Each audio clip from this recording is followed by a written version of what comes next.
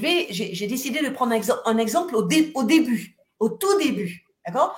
Et comme j'ai expliqué aussi aux gendarmes, ça montre que si la première plainte que j'avais déposée contre Nathalie Aulas-Moffret, la principale remplaçante du Collège des Ardennes, le 1er juillet 2016, si cette première plainte avait été prise au sérieux par le procureur de la République à Charleville-Mézières, qui s'appelait à l'époque Laurent de Cligny, eh bien, on n'en serait pas là aujourd'hui.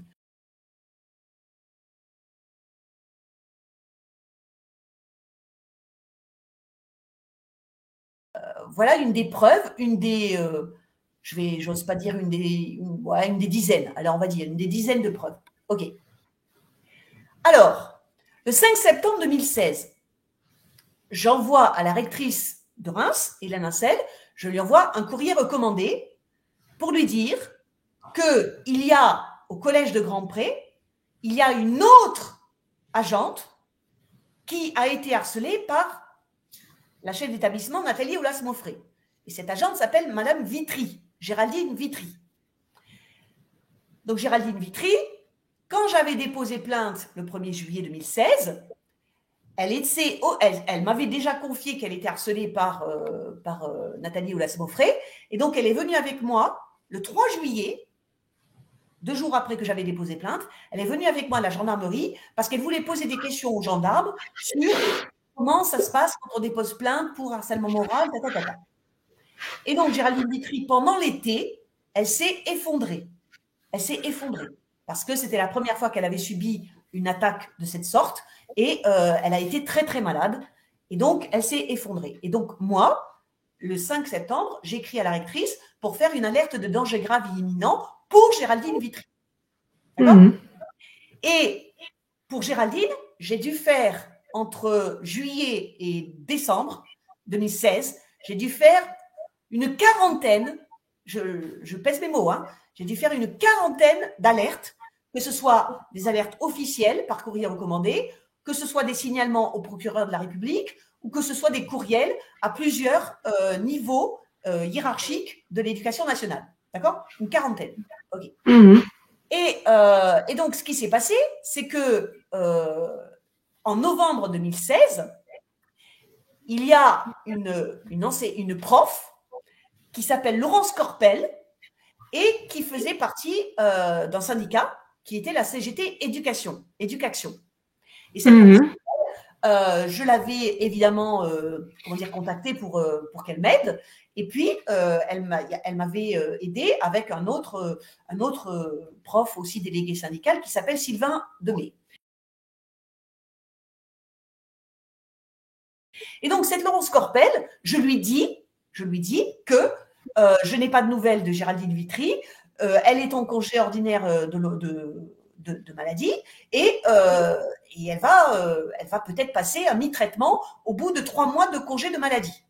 Elle avait été placée en congé de maladie en septembre 2016 et puis donc septembre, octobre, novembre. Donc ça voulait dire qu'à partir de décembre 2016, elle risquait de passer un mi-traitement, moitié du traitement. D'accord ? Et tout ça parce que la DRH qu'on a vue tout à l'heure, Delphine Vieux-Le-Gouda, refusait de recevoir Géraldine Vitry et refusait de l'écouter. D'accord ? Ok. Donc, Laurence Corpel, je lui expose la situation, je lui dis est-ce que tu peux faire quelque chose, parce que moi j'ai essayé de l'appeler mais elle répond pas, et puis j'ai essayé d'aller la voir dans la maison où elle habite, mais quand je sonne ça répond pas. Ok. Et donc Laurence Corpel elle appelle et là elle parle avec le mari de Madame Vitry, que je connaissais moi, bien sûr. Et donc là tu as sous les yeux un courriel qu'elle m'a envoyé, ainsi qu'à d'autres syndicalistes qui étaient au courant de l'histoire. Donc, elle l'a envoyé le 10 novembre 2016. Et elle a envoyé ce courriel le soir parce qu'elle avait appelé à midi. D'accord ? Et quand elle a appelé, elle a donc discuté une vingtaine de minutes avec le mari. Et donc, elle a appris des choses hallucinantes. D'accord ? Des choses hallucinantes. Voilà. Et elle a dit, tu vois, à un moment donné, la CGT Éduc va demander à faire le point sur sa situation. Petit point de suspension. Ok. Et puis à la fin, elle écrit j'ai laissé un message au téléphone de Renaud Rouffignac, qui est le secrétaire académique du CHSCT. Alors, le CHSCT, tu dois savoir ce que c'est. Hein, c'est le comité d'hygiène et de sécurité et des conditions de travail. Donc, c'est un comité qui sert à protéger la santé mentale et physique des fonctionnaires dans la fonction publique. Mais ça existe dans les entreprises privées. Donc, il y a un CHSCT au niveau du département et il y a le CHSCT au niveau de l'académie. Et donc, Renaud Rouffignac, à ce moment-là, au moment où elle lui écrit, où elle lui laisse un message, eh bien, il était devenu le secrétaire du CHSCT académique. Moi, je l'avais déjà contacté, hein, pour bien sûr ma situation. Donc, elle dit, dans ce courriel, elle dit qu'elle a laissé un message à Renaud Rouffignac, qui est le secrétaire académique, le secrétaire du CHSCT académique, en lui demandant de la rappeler. Donc, il faut que tu saches que Renaud Rouffignac, à ce moment-là, au 10 novembre, il est déjà au courant de mon alerte de danger pour moi. Il est au courant que j'ai porté plainte contre la chef d'établissement. Il est au courant que j'ai déjà dit que Géraldine Vitry aussi avait été harcelée, d'accord? Et il est au courant que la rectrice a déjà refusé une première fois de faire une réunion extraordinaire du CHSCT académique pour parler de la situation au collège de Grand-Pré. Donc, en gros, Renaud Rouffignac, à ce moment-là, il est au courant de tout. D'accord. Eh bien, ce qui va se passer, c'est que Laurence Corpel va refuser, écoute bien, hein, Laurence Corpel va refuser d'écrire à Renaud Rouffignac en tant que secrétaire du CHSCT académique, elle va refuser de lui écrire le compte-rendu de son échange téléphonique avec le mari de Géraldine Vitry. C'est-à-dire que le courriel que je te montre et que je montre à l'écran, d'accord, ce qu'elle dit dans ce courriel, elle me le dit à moi et elle me le dit à 5 personnels qui sont délégués, qui sont des syndicalistes de la CGT. D'accord? Elle l'écrit à 5 personnes. Mais elle va refuser, et je vais le lui demander au téléphone et par écrit, hein, ils vont suivre, hein, d'accord? Elle va refuser de faire un signalement à Renaud Rouffignac, secrétaire du CHSCT académique, de l'Académie de Reims, pour expliquer ce qu'elle vient d'apprendre sur la situation de Géraldine Vitry. Voilà. C'est fou. Ben oui, c'est fou. Mais ça prouve ce que je dis depuis des années, c'est-à-dire, et ce que je dis depuis 2020, c'est-à-dire qu'aujourd'hui, 95% des profs sont des ignorants, des trouillards et des collabos du système. Voilà. C'est-à-dire que là, Laurence Corpel, elle a eu la trouille. Et je l'ai bien senti quand je l'ai eu au téléphone et que je lui dis, mais pourquoi ne fais-tu pas un signalement écrit à Renaud Rouffignac? Parce que ça appuierait ce que j'ai écrit moi-même. Tout simplement. Bah oui. Ça appuierait. D'accord? Voilà. Et donc, elle ne le fera pas. Donc, je peux te dire que je lui ai envoyé par la suite un petit courriel bien sanglant où, en gros, je lui ai fait comprendre qu'elle était une trouillarde, tout simplement. Bah oui, en plus, elle est de par son rôle de représentante syndicale, elle est quand même censée être là pour les agents. Voilà. Donc, quand elle t'écrit dans son mail, quand elle t'écrit « La CGT Éduc va demander à faire le point sur sa situation », et ben c'est du vent. Ou c'est pas tellement du vent. Tu vas voir pourquoi. D'accord. Donc, quand Laurence Corpel donc m'envoie ce mail, on est le 10 novembre. Hein, on dit le 10 novembre. Et je te remets la diapo précédente. Voilà. Donc, dans la diapo précédente, je vais enlever la bannière pour qu'on voit bien. Donc, la deuxième partie de la diapo, c'est un courriel que j'ai envoyé moi-même, d'accord, au DAZEN des Ardennes. Oui. Donc, DAZEN, si tu te rappelles, c'est le niveau de la DSDEN. Donc, c'est le représentant au niveau départemental des Ardennes. Donc, j'ai envoyé ce courriel, comme tu vois, le 16 novembre à 10h21. Et donc, j'ai mis en copie, alors, À l'époque, je ne mettais pas en copie 98 personnes, hein, comme je le fais maintenant. Donc, il y avait en copie des personnes qui étaient, comment dire, qui connaissaient normalement ces situations, parce que je les en avais déjà prévenues par courriel. Et donc, ce courriel que j'envoie le 16 novembre au DAZEN des Ardennes, j'ai pas mis tout le laïus que je lui ai écrit, mais en gros, je lui dis, bah voilà, Madame Géraldine Vitry, j'ai déjà alerté sur sa situation au mois de juillet et au mois de septembre, et rien n'est fait par le rectorat. Et là, elle va vraiment très très mal, et il est possible qu'elle tombe à mi-traitement à partir de décembre, parce que la DRH du rectorat refuse toujours de la voir et éventuellement de lui accorder un congé de longue maladie, parce que son état est vraiment sa santé a été vraiment très très altérée. Le 16 novembre, tu vois, hein, d'accord? Eh bien, il s'est passé quelque chose le 21 novembre, d'accord? Le 21 novembre, et ça je l'apprendrai par Laurence Corpel au téléphone. Donc le 21 novembre, parce que justement le DAZEN des Ardennes, qui s'appelait Didier Delris, a bien fait son travail. J'ai eu Didier Delris en face de moi, hein, lors d'un entretien en septembre 2017, donc je peux te dire que c'était quelqu'un qui faisait correctement son travail. Et donc, il a fait correctement son travail et il a alerté un peu plus haut. Et donc, du coup, le 21 novembre, il s'est passé quelque chose qui ne s'était pas passé pendant les 3 mois précédents. Géraldine Vitry a été reçue au rectorat de Reims par la DRH Delphine Viologouda, donc que je remontre, voilà, à gauche. Elle a été reçue, Géraldine Vitry, et finalement, eh ben, elle a pu être examinée dans un hôpital de Reims par un médecin et elle a pu obtenir un congé de longue maladie de 3 années. Voilà. Ah oui, donc. Et donc, c'est pour ça que j'en veux beaucoup à Géraldine Vitry, parce que, en gros, son congé de longue maladie de 3 ans, eh bien, elle l'a obtenu grâce à moi. Voilà.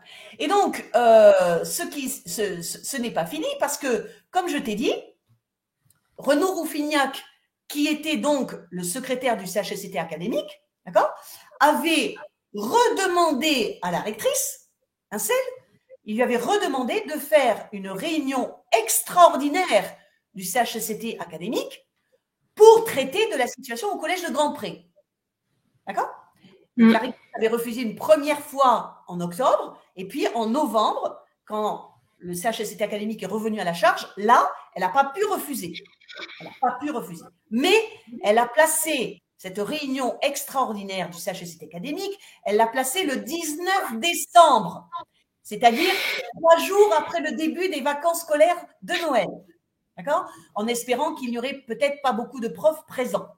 Et donc, il y a eu une réunion extraordinaire du CHSCT académique le lundi 19 décembre 2016. Alors, ceci que je te montre, c'est un petit extrait du procès verbal de cette réunion extraordinaire. Parce qu'évidemment, quand il y a des réunions officielles, eh bien, il est absolument obligatoire de tenir un compte-rendu, de prendre des notes et de faire un compte-rendu ou un procès-verbal. Eh bien, ce procès-verbal, donc, qui a été de la séance du 19 décembre 2016, le procès-verbal lui-même a été rédigé et signé par la rectrice le 5 janvier 2017. Et écoute bien, hein, je ne l'ai moi-même obtenu, ce procès-verbal, je ne l'ai obtenu que le 21 juillet 2017.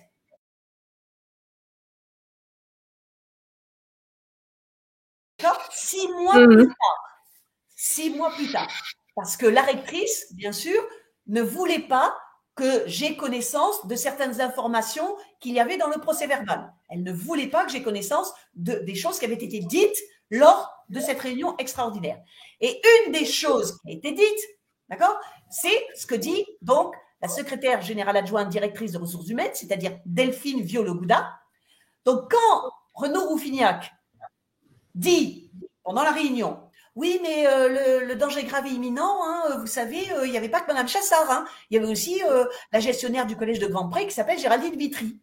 Et voilà ce que répond Viologouda.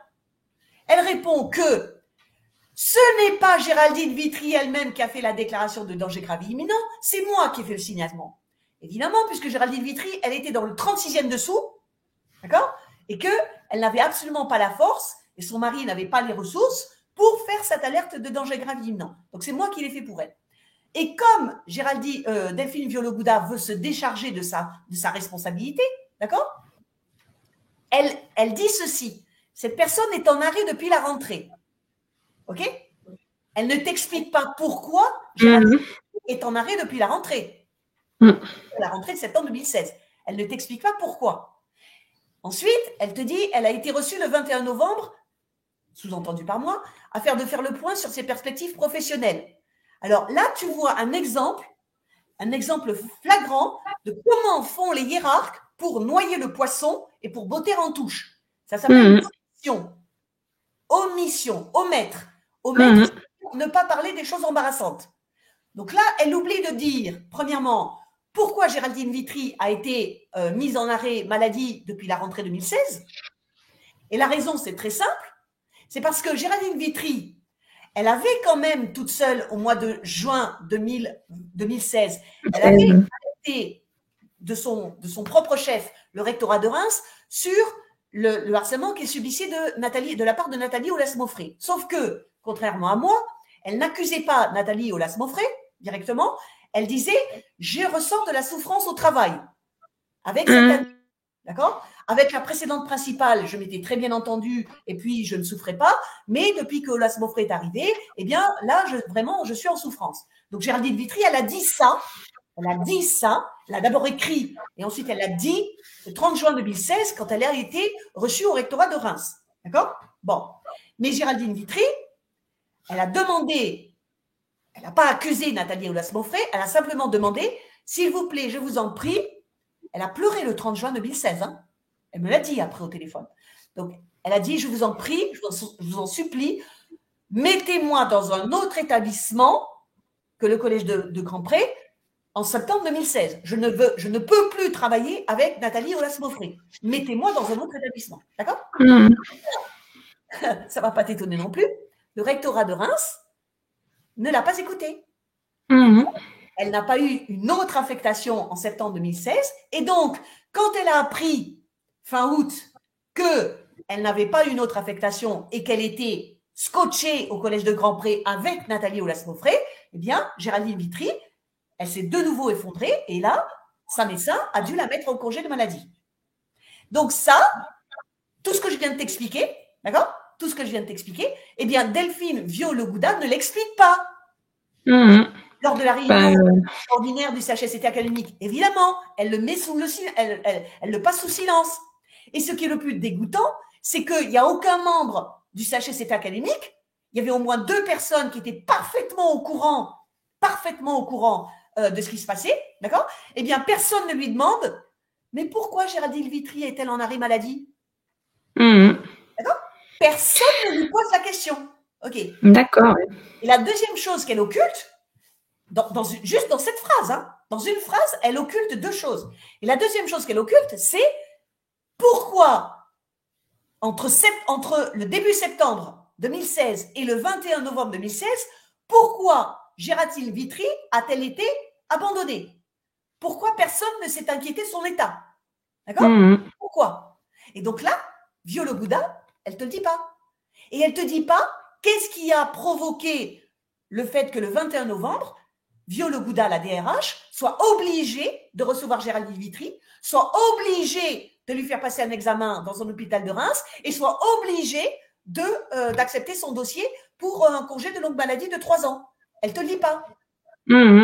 D'accord ? Et ce qui est encore plus dégoûtant, c'est que personne ne lui pose la question.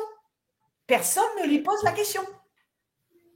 Oui, parce que quand il y a des réunions comme ça, ouais, effectivement, les personnes concernées sont pas conviées.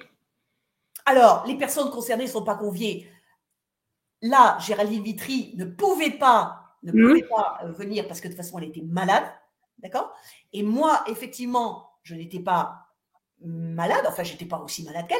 Mais effectivement, je n'étais pas conviée. Parce que, tout simplement, il y a les représentants.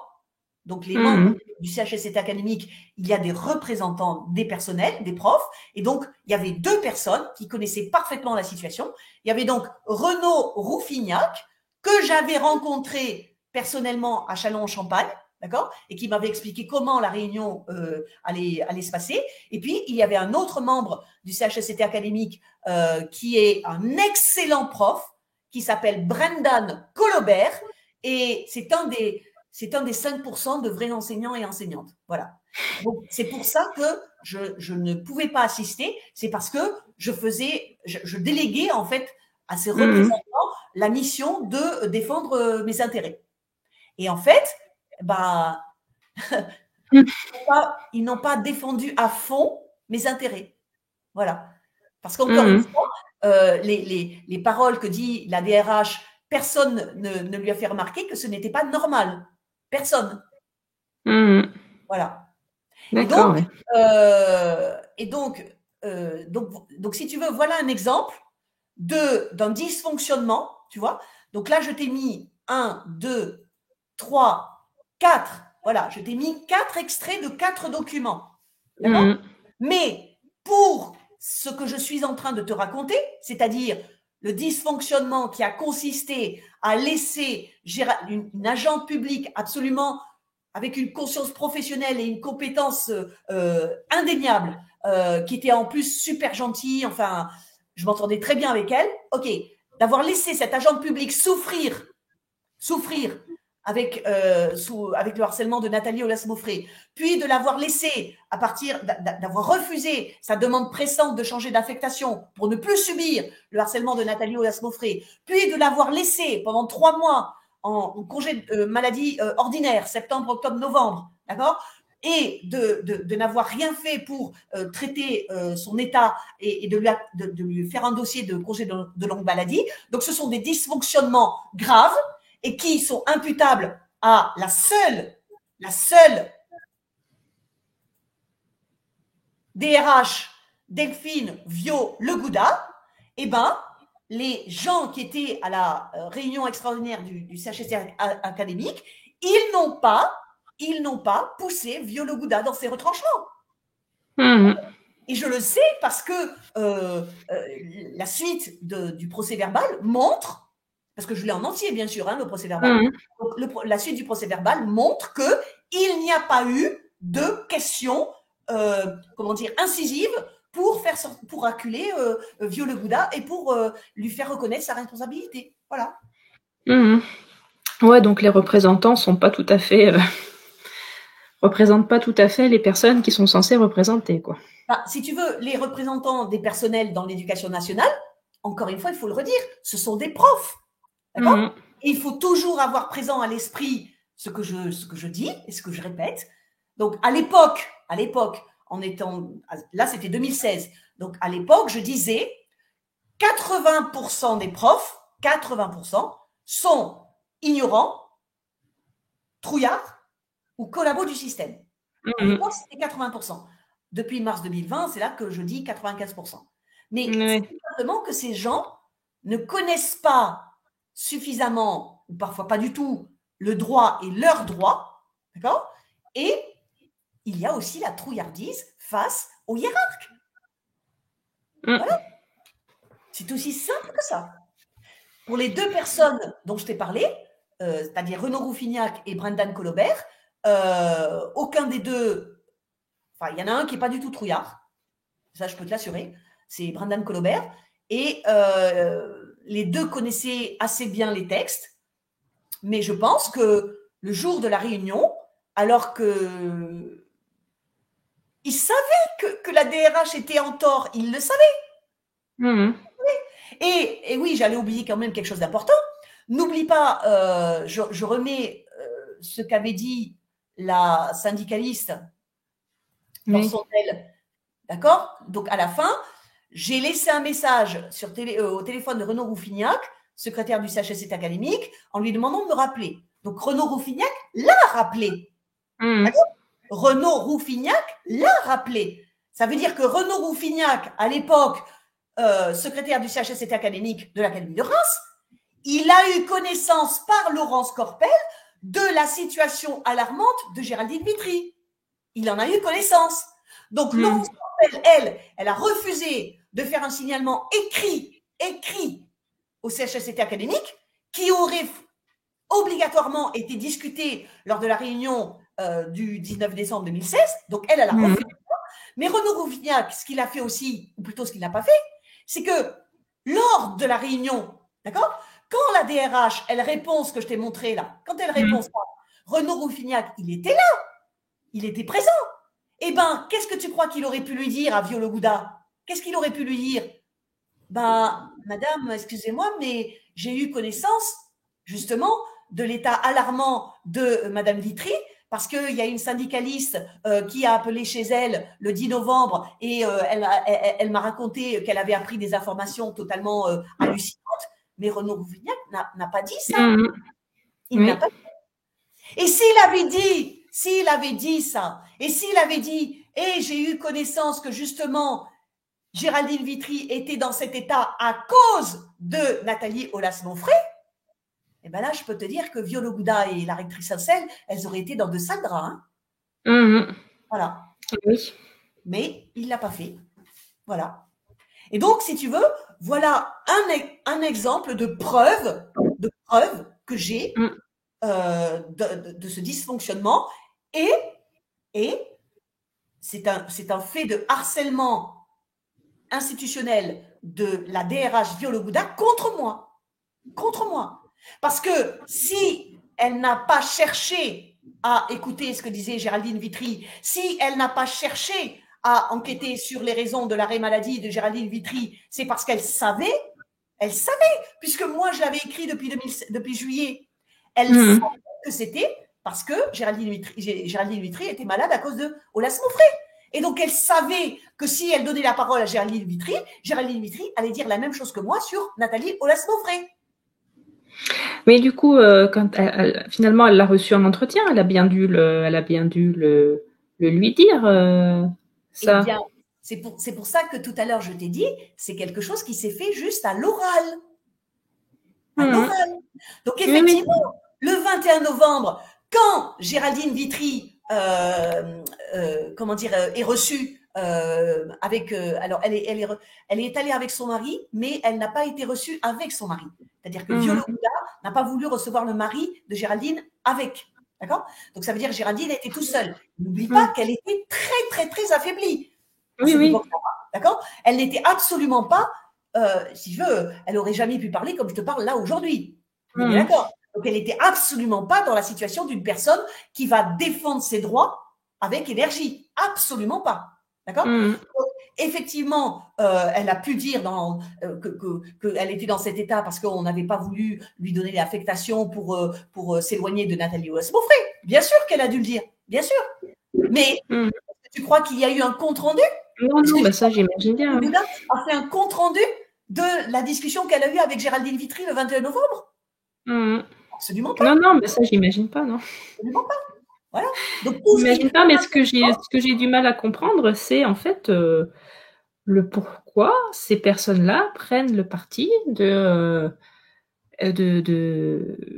la principale, là, en l'occurrence, alors qu'il y a un et deux témoignages contre elle. Enfin, c'est quand même, même si c'est la principale et qu'elle est peut-être un petit peu au-dessus du lot je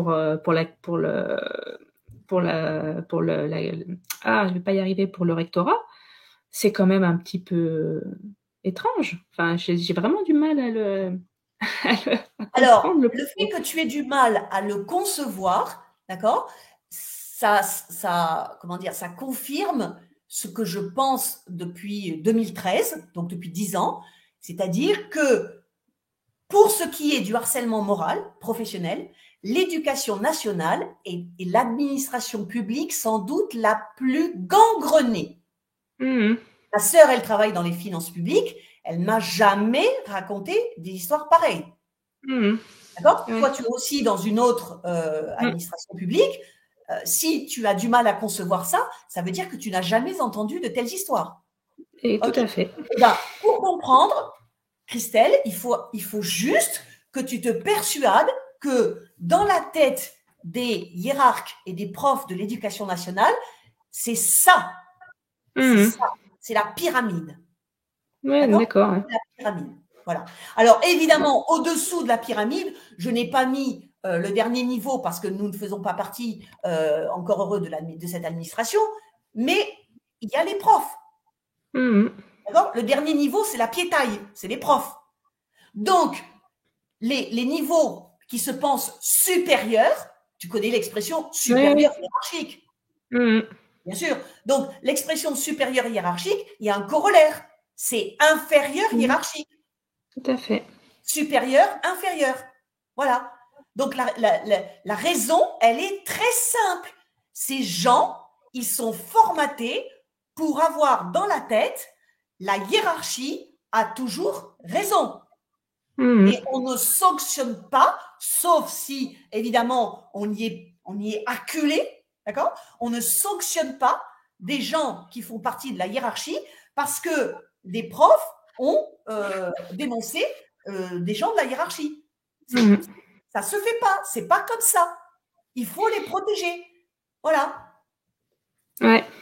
Et je te montre aussi un autre, je te remontre encore autre chose. Donc, encore une fois, ça, c'est l'organigramme. D'accord ? Donc, il faut vraiment que tu aies dans l'esprit que les niveaux qui sont au-dessus sont supérieurs. Donc, ça veut dire que les niveaux qui sont au-dessous sont inférieurs. Voilà. Il y a cette notion vraiment supérieur-inférieur.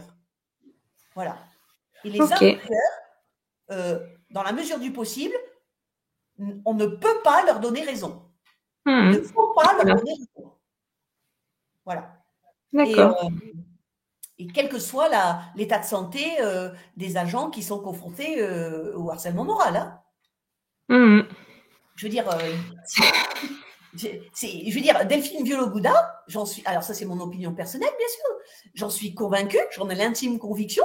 Si Géraldine Vitry avait clamsé pendant l'été 2016, mais Delphine Violo-Gouda, mais elle n'avait rien à faire. Rien à faire, rien à cirer, rien. Voilà. Delphine Violo-Gouda a finalement reçu Géraldine Vitry le 21 novembre 2016.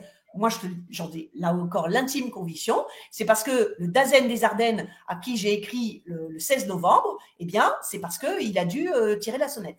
Voilà. Moi, je pense. D'accord. Alors, par contre, pour répondre à ta question, c'est-à-dire pour répondre à une partie de ta question, il y a une façon de sanctionner les hiérarques qui commettent des erreurs, c'est de les déplacer. Voilà. On ne les sanctionne pas officiellement, mais on les déplace. Là, encore, mais on les promeut, tu veux dire. Alors, il peut y avoir la promotion, mais il peut y avoir simplement le déplacement. C'est-à-dire la promotion, c'est vertical, mais le déplacement, c'est horizontal. Donc, par exemple, Nathalie Aulas-Mouffret, d'accord ? J'ai eu la confirmation le 24 avril 2017 dans la bouche d'un inspecteur du rectorat qui s'appelle Thierry Dupont. Et le 24 avril 2017, il m'a dit « Madame Chassard, pour Aulas-Mouffret, c'est réglé. » C'est réglé.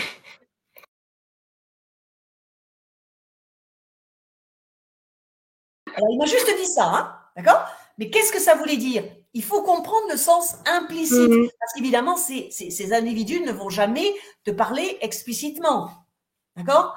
C'est pas possible parce que ça engage leur responsabilité. Donc, si après, ça leur revient dans la figure, ils se font taper sur les doigts. Donc, ça voulait dire, cette phrase, pour Aulas-Mouffret, c'est réglé. Ça voulait dire, la rectrice Incel a pris le parti de déplacer Aulas-Mouffret et donc, elle ne sera plus au collège de Grand-Pré. C'est ce qui s'est passé à la rentrée 2017. D'accord. On l'a déplacée, elle a été déplacée dans un collège de la Marne. Mais ça voulait dire aussi, on déplace Aulas-Mouffret, d'accord ? Mais Madame Chassard, on vous déplace aussi. Et c'est aussi ce qui s'est passé.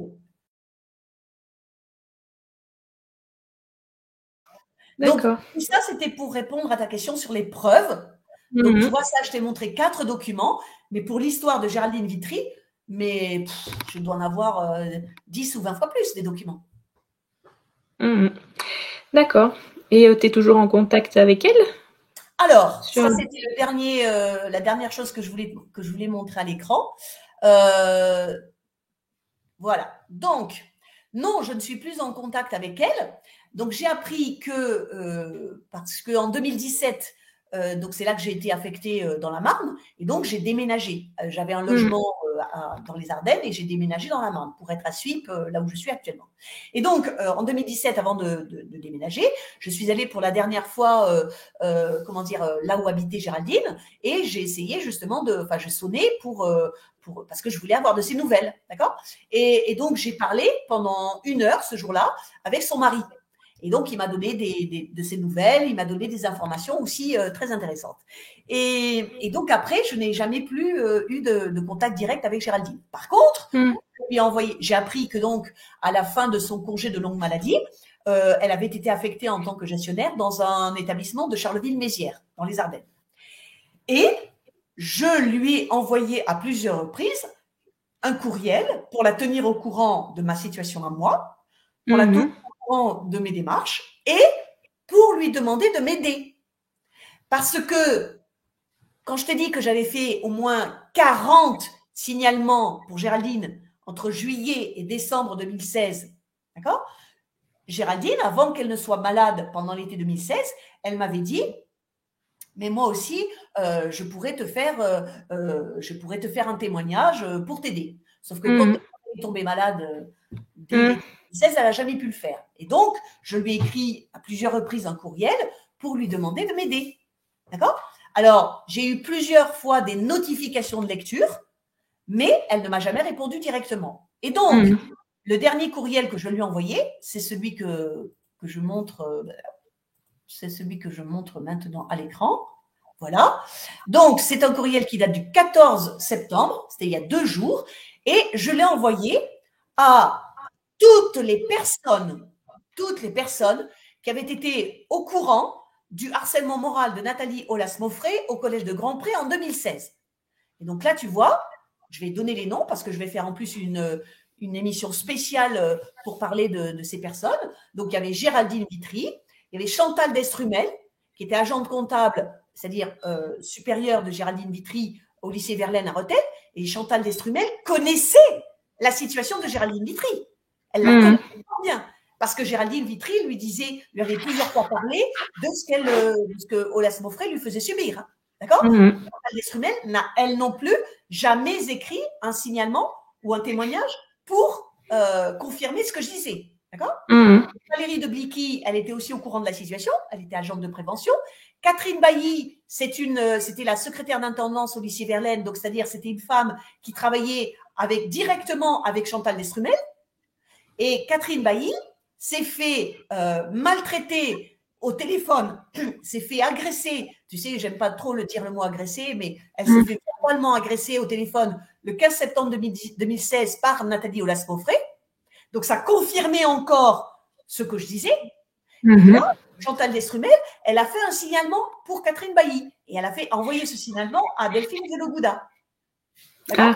Donc, ce qu'elle a fait pour sa secrétaire d'intendance le 15 septembre 2016, Chantal Destrumel, elle ne l'a jamais fait pour Géraldine Vitry. On voit un peu le courage. Hein. Donc, Brendan Robert, c'était le secrétaire du CHSCT départemental des Ardennes. Et c'est lui dont je te disais que c'était un prof absolument excellent, avec énormément de courage. Et Renaud Rouffignac et Yannick Lefebvre, qui avaient été donc secrétaire du CHSCTA de Reims, qui connaissaient parfaitement la situation. Laurence Corpel et Sylvain Demey, donc c'était les 2 syndicalistes de la CGT qui étaient aussi parfaitement au courant de la situation. Et puis, il y a 3 personnes qui ont, plusieurs années après, qui ont eu à subir donc le harcèlement de Nathalie Aulas-Maufrey. Ce sont Julie Dumont et Catherine Jamet, qui étaient des professeurs dans un lycée de Sceaux, dans le 92, et Clément Laillé, qui a aidé Julie Dumont et Catherine Jamet à dénoncer la maltraitance de Nathalie Aulas-Maufrey. Ces personnes-là, tu vois, j'ai pas compté 3 et 3, 6 et 3, 9, 10, 11, 12. Donc 12 personnes qui étaient parfaitement au courant de ce qui se passait au collège de Grand-Pré avec Nathalie Aulas-Maufrey en 2016, d'accord, et qui aussi ont subi et ont vu ce que faisait Nathalie Aulas-Maufrey entre 2018 et 2021 dans un autre établissement, dans un autre département et dans une autre académie. Mmh. Et parmi ces personnes, donc les personnes qui m'ont aidé, d'accord, en écrivant un témoignage, eh bien, donc je les remercie du fond du cœur aujourd'hui. Donc c'est Brendan Colobert, Julie Dumont et Catherine Janet. Voilà. Mmh. Et D'accord. donc Renaud Rouffignac et Yannick Lefebvre, je les remercie quand même parce qu'ils ont œuvré pour qu'il y ait la réunion extraordinaire du CHSCT académique le 19 décembre 2016. Mais par contre, je trouve quand même que Renaud Rouffignac, il n'a pas fait suffisamment, comment dire, il n'a pas mis la DRH au pied du mur, alors qu'il y a de l'information. Voilà.